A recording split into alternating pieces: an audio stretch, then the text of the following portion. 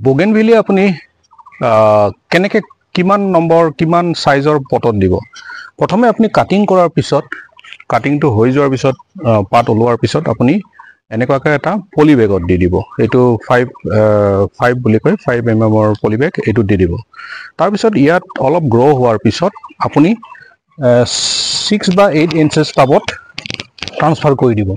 এটো অলপ বহল টাব ইমান বহলো নালাগে কিন্তু বহল টাবত দি দিছো এটো যোৱাবাৰৰ মোৰ কাটিং আছিল যোৱা বছৰ মই এটো জুন মাহ মানত কৰা আছিল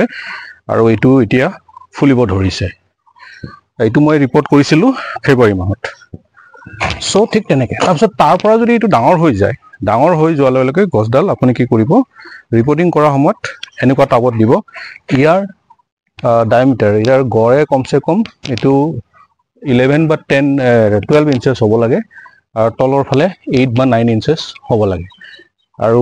হাইটটো হিমানে থাকে 10 মানে থাকে 10 11 মানে থাকে সো এইটো এটা একদম আইডিয়াল সাইজ টাব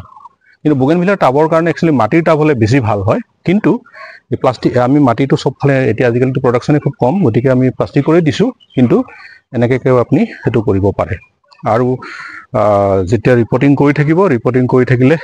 হাইটটো তাৰ আপুনি মেইনটেইন কৰি থাকিব পাৰিব যদি বহুত ডাঙৰ লাগে তেতিয়া হলে আকৌ ডাঙৰ টাবত দিব পাৰিব 14 ইঞ্চেছ 16 ইঞ্চেছ ডায়ামিটাৰৰ